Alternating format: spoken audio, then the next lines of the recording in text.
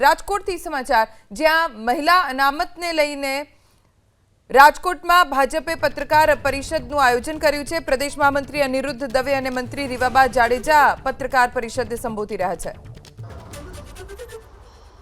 આજની આ પ્રેસ કોન્ફરન્સમાં ઉપસ્થિત ગુજરાત સરકારના શિક્ષણ મંત્રી આદરણીય રીવાબા,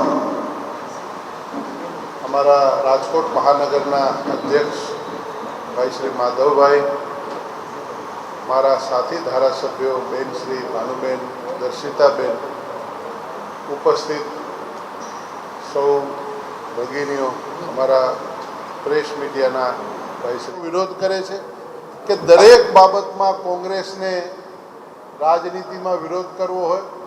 જે તે વખતે દેશના પ્રધાનમંત્રીશ્રીએ જનધન ખાતું પ્રારંભ કરવા માટેની વાત કરી તો જનધન ખાતાનો વિરોધ કર્યો।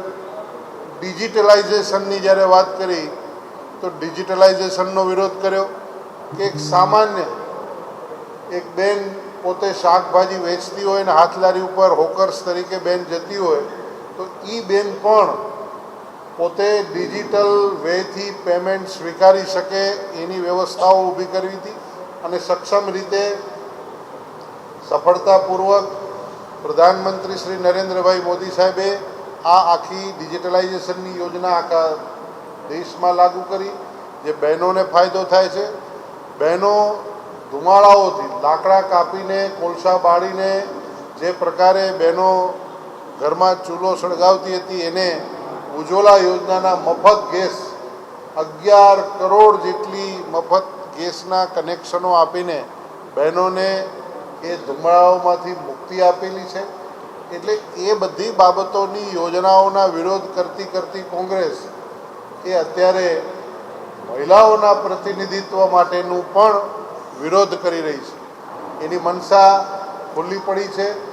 સૌએ જોયું છે કે 3 દિવસના આ સ્પેશિયલ સેશનની અંદર તમામ પ્રકારે માનનીય નરેન્દ્રભાઈ મોદી સાહેબે, માનનીય અમિતભાઈ શાહ સાહેબે પોતાના વિષયો મૂક્યા, અનેક બહેનોએ પોતાના વિષયો મૂક્યા છે। એમની જે આશંકાઓ હતી એની આશંકાઓના પણ જવાબો માનનીય પ્રધાનમંત્રીશ્રીએ, માનનીય ગૃહમંત્રીશ્રીએ આપ્યા છે।